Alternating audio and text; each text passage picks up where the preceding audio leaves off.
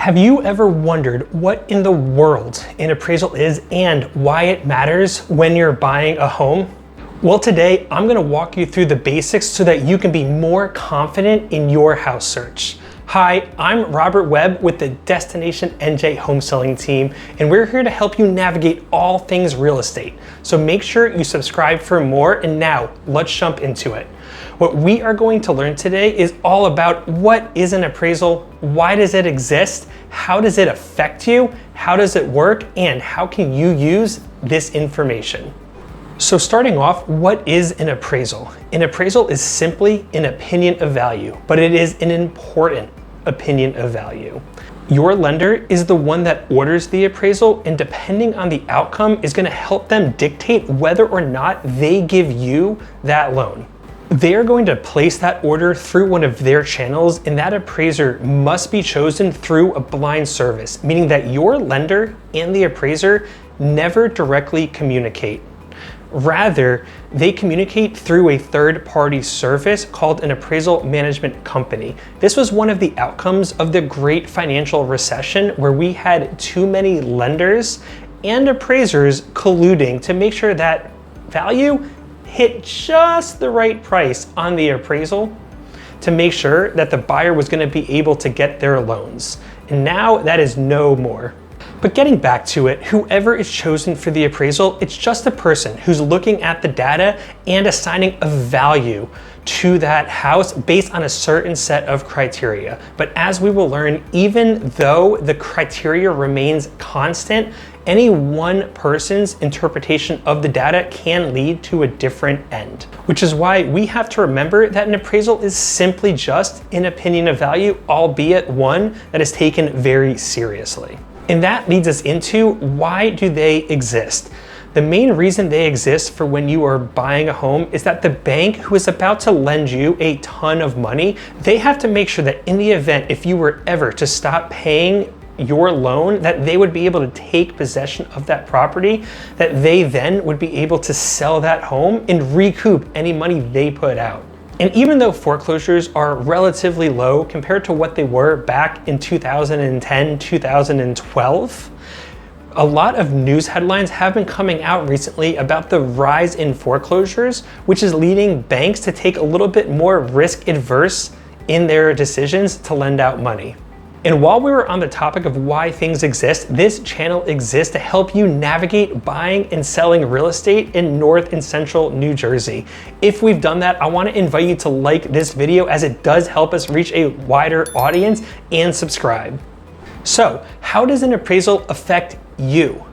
So ultimately, the bank is hiring a company to do an appraisal of the property to make sure that it is a good security against the loan that they're going to be giving you. And that affects you because one of three things is about to happen. The first is that property is going to appraise above that contract price, and bam, you have instant equity in that property. We just had a property appraised for $150,000 more than our contract price, and I bet you can guess that that buyer was very, very happy.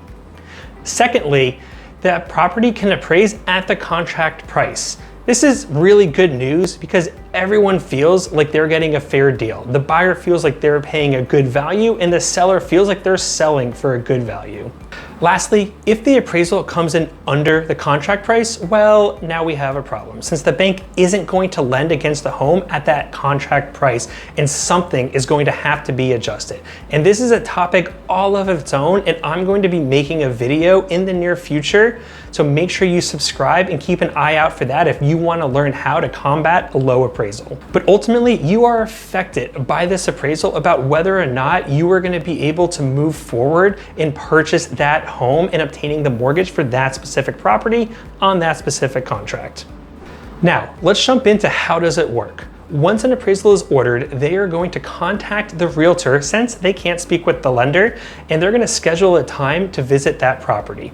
They are then going to walk through and take pictures and measurements, and they are going to use that data and compare it against all the other recently sold properties in the past couple of months that are similar in size and location and price point. They are ideally going to find 3 to 6 comparable properties or comps as we call them in the real estate industry, and they're all going to have to already be closed. Then they are going to go line by line and compare and contrast these homes. Maybe one of these comps has an extra bathroom, so it's going to get some extra money. Or maybe one of the houses only has a 1-car garage and your home has a 2-car garage. So they have to adjust down the value to say, what would that comp with a 1-car garage have sold for if it has a 2-car garage?